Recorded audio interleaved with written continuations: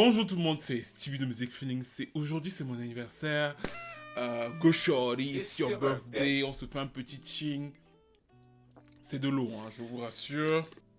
J'ai jamais bu d'alcool et je ne suis pas religieux ou quoi que ce soit. C'est juste que j'aime pas ça. J'ai dû goûter au Mont Basillac une ou deux fois dans ma vie et je trouve que c'est une véritable escroquerie de ne pas boire d'alcool et de vivre à Paris parce qu'il y a toujours quelqu'un pour te faire aller dans un bar, dans un apéro où tu vas payer cher pour 20 centilitres de jus d'orange. Bref, aujourd'hui c'est mon anniversaire et j'ai envie de me faire un peu plaisir et ce sera peut-être à vos dépens, mais bon, ne me regardez pas comme ça, est-ce que vous avez pensé au cadeau? Peut-être pas. Donc du coup, j'avais envie de revenir sur une analyse que je veux faire depuis des mois et je zappe à chaque fois alors que c'est un sujet qui me passionne et donc... En ce 30 avril 2023, vous vous rappelez sans aucun doute de l'affaire qui avait fait boom à la fin de l'été 2021, une actrice et chanteuse chinoise super populaire, super riche, que tout le monde cherchait et qui avait totalement disparu d'internet. Elle était puissante, elle avait remporté plusieurs prix, elle était incroyablement populaire et du jour au lendemain, tout s'est évaporé. Du jour au lendemain, Zhao a vu disparaître toute son existence numérique. Zhao Wei n'était plus du tout trouvable sur le Google chinois. Ses apparitions dans les films supprimées, ses passages télé dans des séries floutées. Une purge internet totale, comme si elle n'avait jamais existé. Ses chansons, pareil, totalement mises à la poubelle. Elle qui avait été productrice d'énormément de films sur la scène chinoise, a vu son nom être retiré des crédits de tous ses films. Et bien sûr, l'affaire a choqué les médias mondiaux qui en ont parlé pendant plusieurs semaines. Mais globalement, ils sont quand même passés à autre chose, ce qui a malgré tout continué de l'interroger en fait. Comment on pouvait faire disparaître quelqu'un comme ça, supprimer tout son travail, son existence, parce qu'à ce moment aussi précis, on ne savait même pas où se trouvait Zhao Wei. Certains disaient qu'elle était à Bordeaux, certains disaient qu'elle était encore en Chine. C'était un grand mystère, comment réaliser quelque chose d'aussi drastique sans possibilité de faire marche arrière. Et c'est à partir de là que je me suis plongé dans cette enquête analyse qui m'a permis de me rendre compte que c'est en fait un filet dans lequel sont tombés et tombent encore chaque jour de nombreuses célébrités chinoises parce qu'on en dénombre, tenez-vous bien, 88 en moins de 3 ans.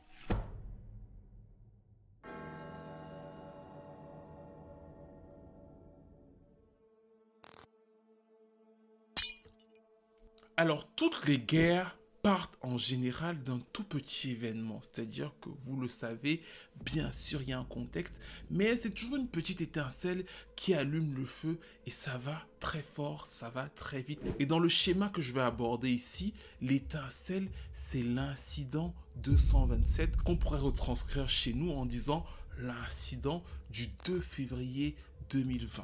Ce 2 février, il y a une star chinoise qui s'appelle Xiao Zheng. Il est super populaire. Il a joué dans plusieurs séries à succès là-bas, comme Oh My Emperor ou encore The Untamed. C'est vraiment une des grosses stars montantes de la Chine. Et comme il est autant célèbre, il a des fans. Notamment une fan qui décide de faire une fanfiction autour de lui.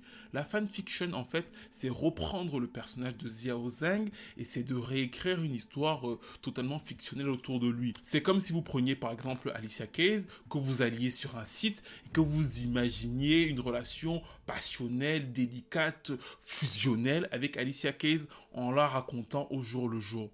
Il y a donc un fan qui fait ça, mais pour le coup, il va prendre Xiao Zheng, qu'il va transposer en prostituée gay qui s'offre les services d'un lycéen, et la fanfiction va cartonner, c'est-à-dire qu'il va y avoir des gens qui vont aller lire les aventures de Xiao Zheng dans cette fiction. Sauf que pour beaucoup d'autres fans de Xiao Zheng, c'est un affront.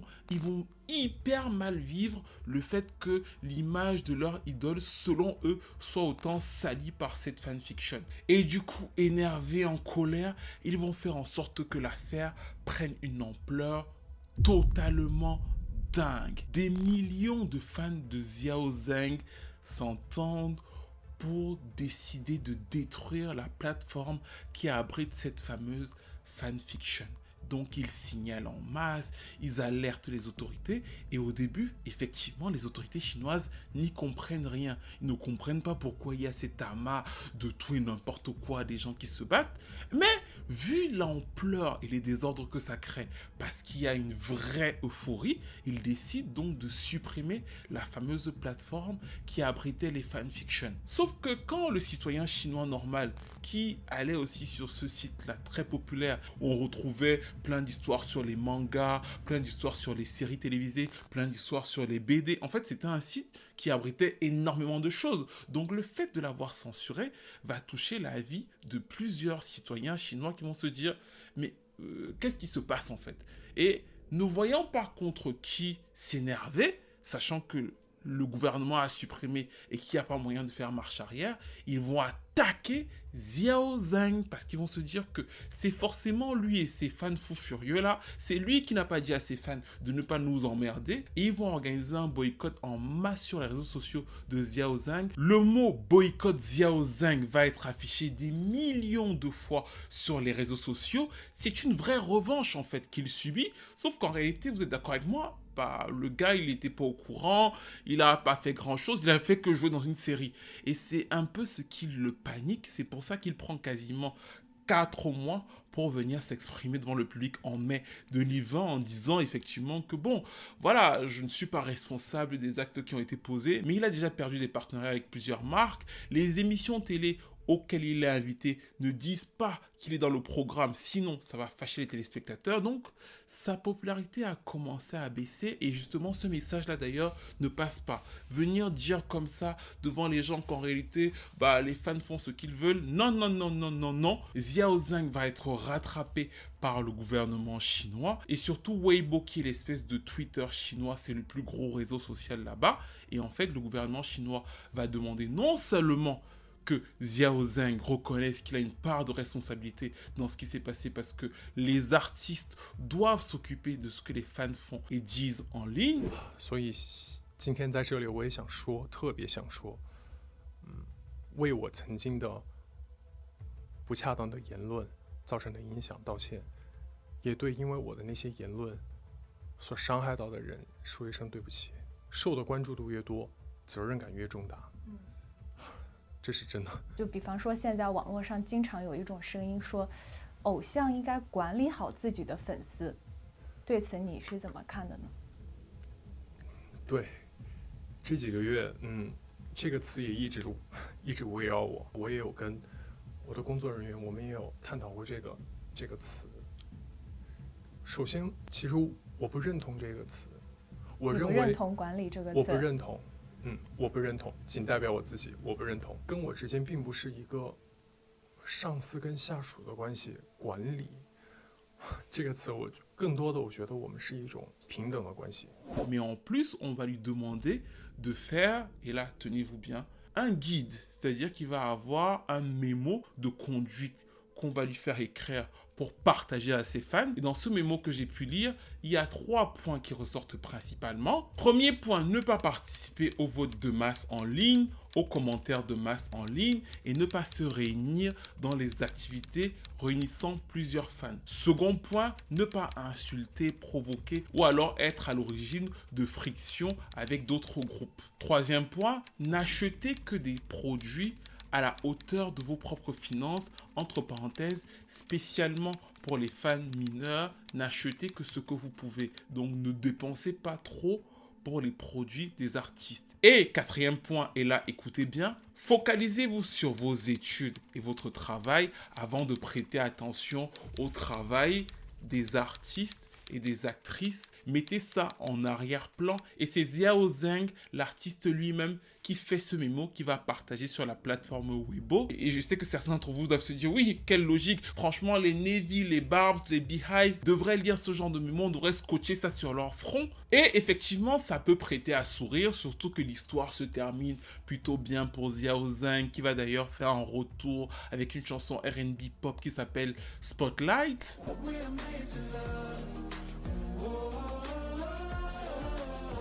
On aurait pu effectivement s'arrêter là et sourire, mais je sais que vous avez ressenti la même gêne que j'ai ressentie quand j'ai vu cette information. Surtout qu'en réalité, si on prend du recul et qu'on voit le bigger picture, ce moment de 2020 est un moment pivot. La Chine, petite digression pour ceux qui ne le savent pas, la Chine c'est la seconde puissance économique mondiale, mais c'est surtout un pays communiste d'inspiration marxiste qui s'est bien sûr au cours des 50 dernières années ouvert au capitalisme, ce qui lui a permis d'atteindre ce statut économique, mais ça reste un pays dans lequel l'État est hyper présent. C'est le PCC, le Parti communiste chinois, qui dirige et structure la vie politique du pays depuis 1949. Ils sont extrêmement puissants et ils comptent 96 millions de membres, j'ai bien dit 96 millions de membres, c'est pour vous dire que c'est au moins 3 pays qui sont réunis dans ce parti-là, qui structurent, qui contrôlent, régulent la vie politique, la vie sociale, la vie économique, la corruption, tout dans le pays, et bien sûr même les idéologies, les mœurs et la religion. Vous le savez justement avec tous les problèmes qu'a ce parti avec la religion musulmane et l'islam. Tout ce qui peut être associé à une culture qui n'est pas la culture homogène chinoise doit être littéralement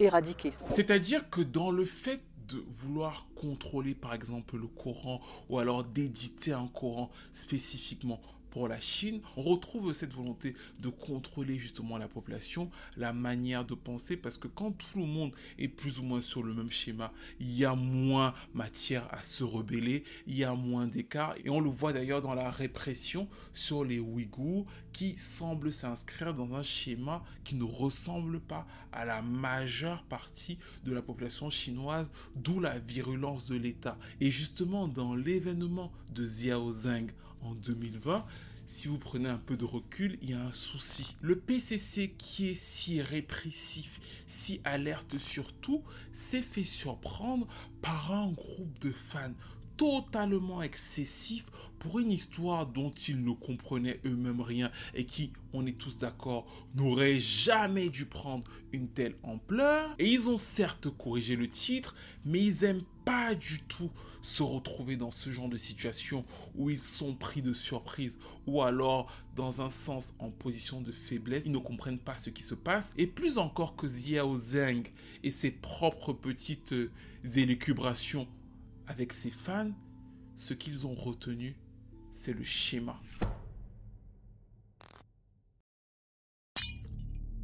Début 2021, Zhang Zehan, c'est un autre jeune acteur chinois qui fait fureur. Il a fait plusieurs films, il a sorti plusieurs albums, il est au summum de sa popularité et là d'un coup, il y a un scandale autour de lui. Ce scandale concerne une photo. Il se trouve que quelques années auparavant, il est allé au Japon et il a pris une photo dans un sanctuaire, le sanctuaire Yasukuni qu'ils appellent encore le sanctuaire Shinto du pays apaisé. Dans la culture japonaise, quand on meurt, on devient un Bouddha, même si on est un criminel. C'est un sanctuaire qui commémore ceux qui sont morts pour le Japon entre 1852 et 1958. Sauf que dans cette période-là, les rapports entre le Japon et la Chine n'étaient pas forcément des plus sains, vous le savez. Mais dans la culture coréenne ou chinoise, les criminels le restent toujours, même après la mort. Et justement, dans la doctrine du régime chinois depuis de nombreuses décennies, le sanctuaire Yasuniki, un vrai Chinois ne doit pas s'y rendre. Il y a même un ministre chinois qui s'y était rendu et ça avait fait polémique pour le public qui trouvait ça honteux. Donc quand Zhang Zehan va avoir sa photo de 2018 en réalité, parce qu'il avait posté sur Instagram, pour le coup, en 2018, elle ressort en 2021 et tout le monde en parle, les Chinois sont choqués. Bon, en fait, l'État va réagir de façon extrêmement brutale parce que Zhang Zehan, oui, va être supprimé de tout l'internet chinois, à savoir plus de clips, plus de chansons, plus de films, apparition télé floutée parce qu'il avait été juge d'une émission télé. Bon, en fait, on va flouter son visage. Vous imaginez, par exemple, vous regardez The Voice et on floute Ahmed Bent. Bah, en fait, c'est exactement la même chose qui lui est arrivé. Il va essayer d'argumenter en disant qu'il n'avait que 14 ans quand il était sur cette photo et qu'il ne savait pas ce qu'il faisait. Mais personne ne va entendre ces lamentations parce que beaucoup de Chinois sur les réseaux sociaux eux-mêmes sont choqués et portent leurs revendications au plus haut, qui exécutent. Et justement, quelques jours après ça, le parti sort une tribune qui sera une tribune radicale et décisive où ils disent que désormais ils vont s'attaquer sans ménagement à toutes les célébrités sans scrupules. Ils ne donnent aucun indice, aucune instruction, mais le message est froid et fort et à partir de là, les affaires vont s'enchaîner.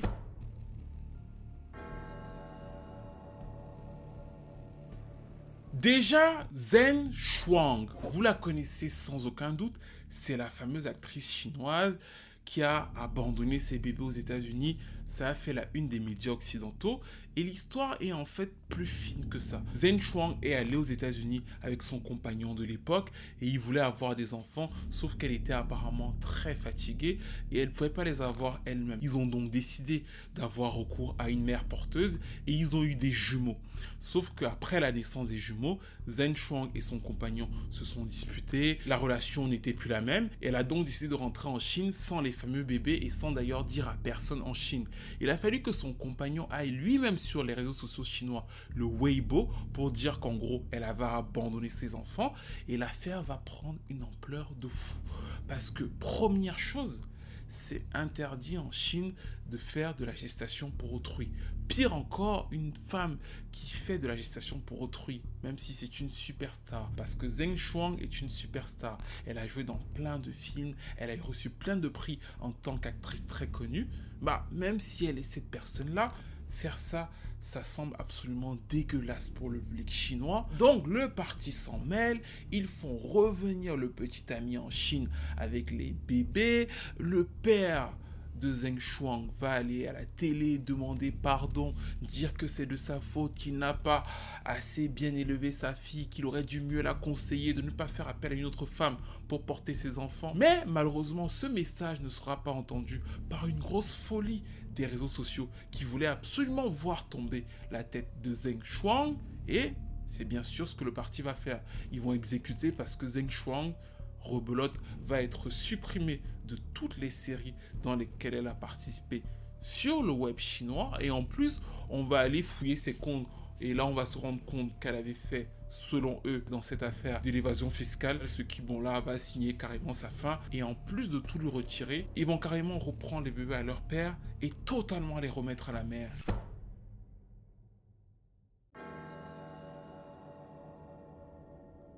Et là, je sais que certains vont vouloir justifier. Oui, mais c'est la morale. Elle n'avait qu'à ne pas faire. Qui l'a envoyé faire une GPA, c'est mal, c'est contre la religion et ce genre de choses. Je vais vous donner un exemple qui sera encore plus facile pour pouvoir justifier. Parce qu'il y a un chanteur-rappeur qui s'appelle Chris Wu. Chris Wu est un chanteur-rappeur qui a été très populaire en Chine et qui, justement, l'été 2021, est accusé de viol par une jeune femme. Et là, d'un coup, effectivement, Weibo chinois prend une ampleur de fou, surtout qu'il avait déjà enchaîné quelques scandales. Là, on veut juste lui dire, bon, c'est bon toi, plus jamais on veut te voir. Et effectivement, le parti réagit. Une semaine après les accusations, Chris Wu n'existe plus en Chine. Clip, chanson, tout. Voilà, vous connaissez le truc, on le supprime de partout. On ne se souvient même plus que tu existais. Si quelqu'un veut taper, voilà, on ne trouve rien. Et je sais que là, certains vont nous dire, c'est ce qu'on devrait faire à R. Kelly, c'est ce qu'on devrait faire à... Voilà, dites-moi peut-être à Polanski, dites dans les commentaires à qui d'autre on devrait faire ça selon vous vraiment. À Johnny Depp peut-être, à Harvey Weinstein, on devrait supprimer tous ces films. Dites-nous dans les commentaires, parce que je sais que là, vos cœurs sont chauds.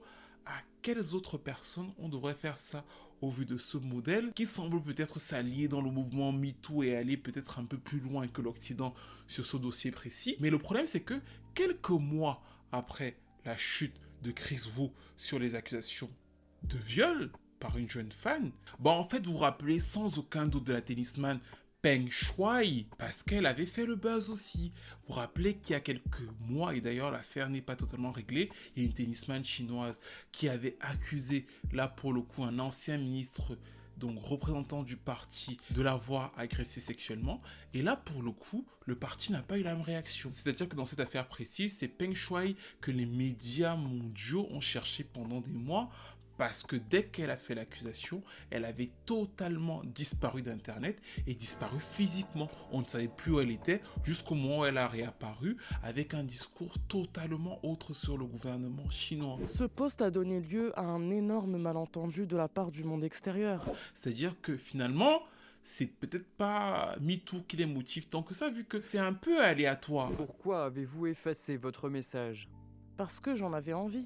Alors oui, dans le même temps, quand on entre dans ce qu'ils ont fait, ils ont supprimé plein de comptes fans de K-pop, de BTS, de Blackpink, de Weibo, parce qu'ils trouvaient que ces comptes fans étaient toxiques pour la jeunesse. Ils ont supprimé et banni plusieurs fois certains, et là c'est très intéressant, comptes de ces superstars. Parfois, certaines superstars de la K-pop ont été bannies 30 jours ou alors 50 jours. Pourquoi? À cause des agissements de leurs fans en leur disant vos fans font quelque chose, ça retombe sur vous. Donc vous leur parlez et vous leur parlez pas. Et je sais que dans un certain sens, ça peut avoir un écho de se comporter comme ça dans l'ère dans laquelle nous vivons. Mais factuellement, on a quand même du mal à voir les principes moraux réels du PCC. Il y a un autre exemple, le chanteur Dong Song-jae, qui lui en 2016 a été arrêté après avoir possédé et consommé de la farine. Ce qui effectivement est malsain et il va faire 10 jours de prison pour l'avoir fait. À la base, il était censé avoir 3 ans d'interdiction de performer ou de faire quoi que ce soit de musical. Bon, bien sûr, c'est un artiste, au bout des 3 ans d'interdiction, pour avoir fumé et être attrapé une fois, c'est un peu dur. En 2021, du coup, il revient sur Weibo et il fait un petit post en disant « Les gars, franchement... voilà, je trouve que c'est un peu dur, surtout qu'on avait dit que c'était 3 ans. Là, ça fait 5 ans, j'aimerais bien me remettre au chant, quoi. Je veux vous donner quelques vocals. » Non seulement les abonnés de Weibo ont été d'une violence extrême avec lui, en lui disant qu'il devrait avoir honte de s'être comporté comme il l'a fait, mais surtout, le parti va supprimer son compte, en lui disant « Mais ton, t'as même oublié, et tu parles encore, hé, dégage !» Pareil, les hommes efféminés, selon le gouvernement chinois, ne doivent plus être diffusés ou alors montrés à la télévision. Et je suis tombé d'ailleurs sur plusieurs sites américains un peu d'extrême droite qui disaient que voilà le retour à la morale. Les Chinois ont compris alors que de notre côté, on pollue nos gamins avec tous ces trucs LGBTUX. Voilà. Voilà comment il faut se comporter. 具体我是不太记住了，可能是去年9月份的时候。 Et en fait, ça encore une fois, c'est une vision de première ligne. Parce que quand on prend un peu de recul, on voit quand même que les gens sont condamnés de la même façon s'ils ont fumé de la drogue une fois dans leur vie, s'ils sont accusés de malversation financière, s'ils ont pris une photo dans un parc au Japon, s'ils ont abandonné des bébés aux USA et eu recours à une GPA. C'est-à-dire que cette vision qui semble être le retour de la morale pour le peuple, cet excès de virilisme, est-ce que ça ne cacherait pas pour l'État, pour le parti, en réalité, une sorte de peur?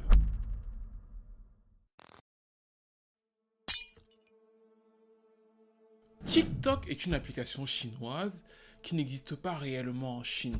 Et souvent sur Internet, vous allez voir les gens vous dire « Oui, non, mais en fait, TikTok pollue la jeunesse. TikTok, c'est horrible. Il faut supprimer TikTok. Il faut fermer TikTok. Il faut bannir TikTok des pays occidentaux. » Parce que voilà, il y a tous les défauts que vous connaissez déjà sur TikTok et que je ne suis pas ici pour nier. Et en Chine, il y a le même propriétaire qui a l'application Douyin qui est très similaire à TikTok sur de nombreux points, notamment sur l'algorithme de viralité. Mais c'est vrai que les deux applications, bien qu'étant proposées par les mêmes personnes, ne diffusent pas exactement la même chose. In China, the way that the algorithm works, it doesn't reward people doing stupid dances and like playing with their dog. The algorithm is rewarding things that they want to see their youth do. Mais je trouve que les gens tombent toujours trop facilement dans l'euphorie de l'enfant chinois qui serait brillant, super intelligent, qu'on voudrait protéger pour qu'il devienne une super tête et qu'il serve à son pays, pendant que les enfants occidentaux seraient tous des pauvres petits débiles, qui rateront leur vie bientôt. Parce qu'en réalité, il faut bien comprendre que si TikTok a ses défauts et si TikTok peut nuire à la jeunesse occidentale, le fait de la part du gouvernement chinois de ne pas vouloir les enfants sur TikTok ne relève pas simplement de l'affection ou de l'envie d'avoir des super grosses têtes dans le domaine en fait. Non, ça relève aussi du fait que la génération Z, les jeunes de cette génération vivent avec Internet et il faut pouvoir contrôler ce qu'ils voient, contrôler ce à quoi ils ont accès, contrôler ce qui leur parle, contrôler ce qu'ils regardent. On n'est pas simplement dans l'envie pour eux de ne s'éduquer que dans de grands livres en fait. C'est-à-dire qu'effectivement quand ils sont à l'école ils s'éduquent, mais c'est aussi parce qu'on sait qui leur parle, ce qu'on leur dit, ce qui correspond totalement au schéma du système. Et je ne dis pas ça pour casser la Chine, c'est pas un argumentaire négatif contre le pays, non, c'est pour qu'on soit dans une logique de réalisme par rapport à ce qui est fait et ce qui n'est pas fait, mais c'est aussi parce que quand on regarde les actions qu'ont menées le PCP sur Internet, ils se sont beaucoup focalisés sur la jeunesse. Les jeux vidéo, c'était carrément interdit à une époque à un mineur de jouer aux jeux vidéo en semaine ou le week-end, et aujourd'hui d'ailleurs, c'est permis pour 3 heures les week-ends. Les mineurs ne peuvent jouer aux jeux vidéo en ligne que 3 heures le week-end. Et entre 14 et 18 ans, ils ont 40 minutes uniquement par jour sur Douyin, l'équivalent de TikTok, qui en plus n'est pas totalement équivalent parce qu'il y a beaucoup de shopping sur la plateforme. C'est beaucoup moins axé sur la danse et la rigolade que nous, mais faut pas totalement s'y méprendre parce que la plateforme a aussi ses défauts. Dès qu'on y accède, on a un filtre automatique, ce qui n'est pas forcément bon pour la vision qu'ont les jeunes d'eux-mêmes et qui est déjà un défaut de TikTok. Mais que surtout, dans les rapports récents du PCP, il y a un souci particulier accordé à la jeunesse parce que c'est eux qui sont sur les réseaux sociaux. Weibo, par exemple, est une plateforme extrêmement jeune parce que les 3/4 des abonnés ont moins de 30 ans. Et justement, dans ces nombreuses inquiétudes du parti chinois, il y a le culte de la célébrité qui est devenu un de leurs fers de lance qu'ils n'avaient pas prévu. Parce qu'il faut bien comprendre qu'effectivement, beaucoup de célébrités chinoises qu'on connaît, même des Jackie Chan et plusieurs autres, ont souvent participé à des films à la gloire du pouvoir. Ils ont souvent profité de la gloire des célébrités pour les mettre dans le storytelling national et le revendre au peuple en fait. Donc la montée des célébrités chinoises servait, d'ailleurs continue de servir au prestige de la Chine. J'ai beaucoup regardé l'avènement de la tournée du nouveau chanteur de R&B Jackson Wang, et dès qu'il arrivait en Europe, il a fait des déclarations pour dire à quel point son pays est incroyable.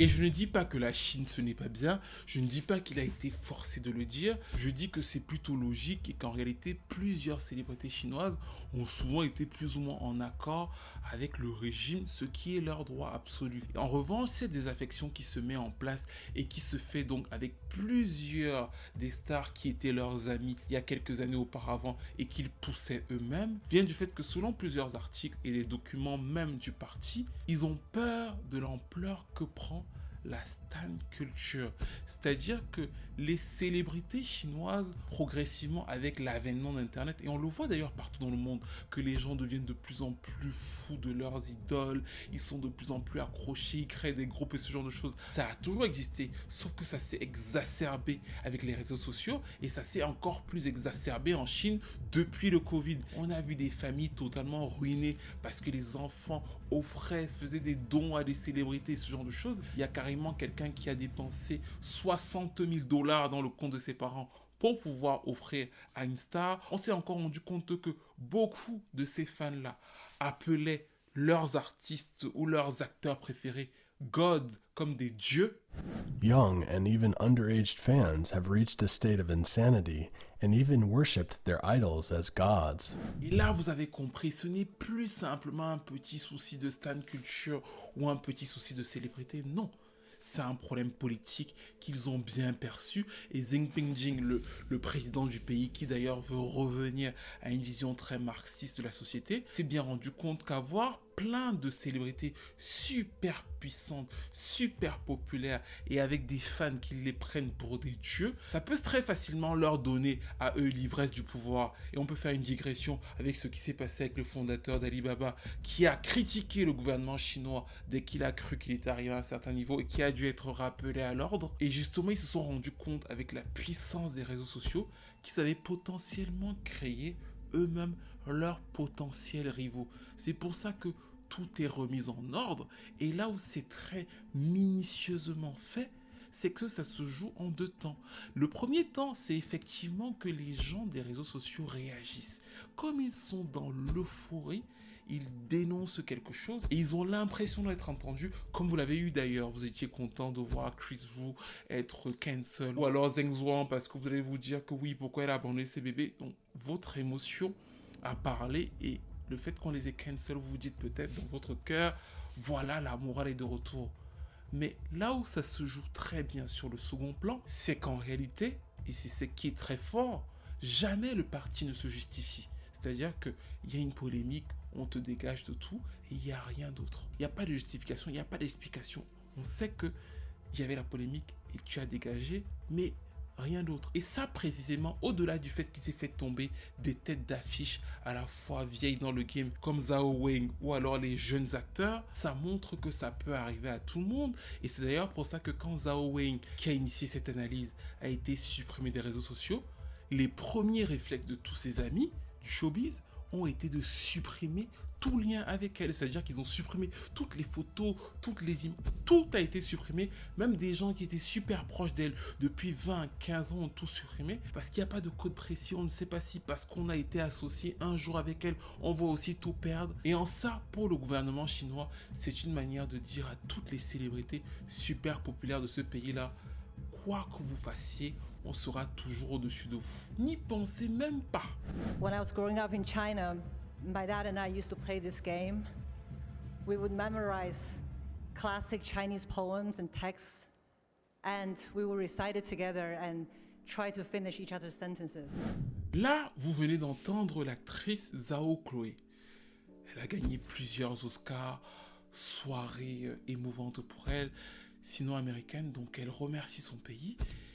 Et ce qui est très intéressant, c'est que jamais cette vidéo ne sera diffusée en Chine. Mieux encore, sa victoire ne sera même pas annoncée chez tous les journaux chinois. On va totalement ignorer ça. Et vous vous dites, c'est bizarre, elle remercie son pays et tout. Oui, mais Zhao Chloé, avant sa victoire donc en 2021, en 2013, avait fait une interview aux États-Unis dans laquelle, en parlant de sa ville natale chinoise, elle avait dit là où tous ces gens la mentent. Et donc, quand elle gagne son Oscar, même en remerciant la Chine, le seul média d'État chinois et donc réquisitionné pour détailler ses victoires, va analyser en disant qu'effectivement elle a gagné, ouais, peut-être pas. Mais ils vont critiquer non seulement sa prestation, mais ils vont surtout dire dans l'article que si elle ne sert pas, comme elle le devrait, de point de réconciliation entre les États-Unis et la Chine, bah, elle ne leur sert à rien. Façon de lui dire à elle, oui, on a entendu ce que tu as dit là, mais sache que ce n'est pas assez en fait. Si tu ne nous vantes pas beaucoup plus dans ce pays-là, Adi Gogo, toi aussi tu disparais. J'ai souvent parlé de cancel culture sur cette chaîne. Je crois d'ailleurs que la première vidéo de cette chaîne YouTube, c'est une vidéo sur la cancel culture. Et voilà, on en a fait plusieurs. Moi-même, j'ai été cancel. Et je suis souvent revenu de façon différente, expliquer les dangers, ce que ça pouvait causer sur la société au-delà de la musique, tout en partant de la musique.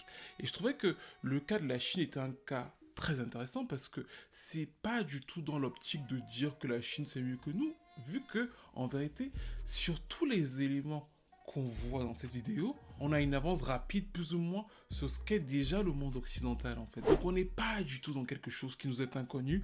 Quand on voit par exemple le fait que les gens sur Weibo sont à fond dans leurs émotions, ils attaquent en masse le mec qui a pris la photo dans le sanctuaire au Japon, oui, ça peut être choquant, mais on peut quand même penser que le PCP japonais n'a pas grand chose à faire, de se dire qu'une photo de 2018 en 2021 va encourager les gens à aller sur ce sanctuaire. Alors en vérité, ça ne devait pas prendre une telle ampleur. Mais ça prend une telle ampleur, pas parce qu'ils écoutent ces gens-là, mais parce que ça leur sert à eux à installer un certain climat. Pareil, Zhao Chloé, qu'est-ce qu'elle a dit d'incroyable qui pourrait désarçonner des enfants ou alors des petits Chinois en disant qu'il y avait des gens qui mentaient dans sa ville natale? Elle a rien dit. Elle a juste atteint l'ego du gouvernement chinois qui lui dit en retour, toi, tant que t'es pas totalement avec nous à 2000%, tu n'existes plus. Et donc de fait, partant de rien, voulant vraiment sauver la cause de fou, ces gens sur Weibo aident le gouvernement chinois à maintenir une certaine oppression sur leurs congénères. Et c'est pour ça que j'ai toujours dit que la cancel culture, c'est toujours, et vous pouvez faire le bilan par rapport à mes vidéos du début de la chaîne aujourd'hui, c'est toujours la victoire du plus fort sur le plus faible. Donc en fait, c'est un schéma dont on ne sort pas. Et je le pense sincèrement, profondément, même si c'est politiquement incorrect de le dire, les sociétés où les gens vont brûler, effacer des livres, détruire et tout ce genre de choses-là, tout ce qui est culturel, là, quand on commence dans ça, pour moi, ce n'est jamais une aide pour la société. C'est-à-dire que vous allez me le tourner dans tous les sens. Je pense que les livres et les romans et tout ça sont inoffensifs. Pareil, quand je voyais les gens vouloir brûler du Dostoïevski à cause de la guerre en Russie, c'était complètement ridicule. Et ça ne change absolument rien à la vie des citoyens. En revanche, ça en dit beaucoup plus sur les plus forts d'entre eux. Et vous avez d'ailleurs vu que maintenant qu'on a un peu de recul, la cancel culture semble ne plus exister pour les pro-cancel culture d'il y a quelques années. Tout simplement parce qu'ils se sont rendus compte qu'ils font face à de l'adversité sur leur propre base.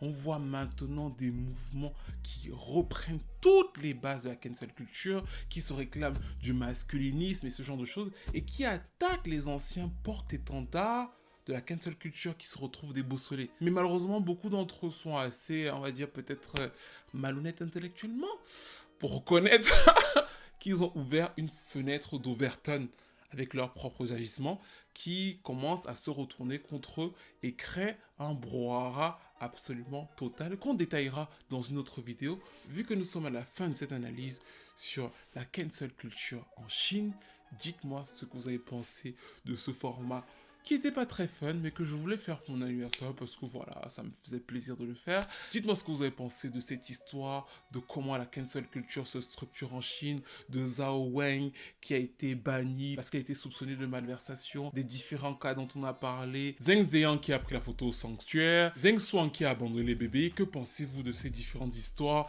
Est-ce que l'une d'entre vous a choqué plus que l'autre? Et surtout, que pensez-vous du schéma d'analyse en fait?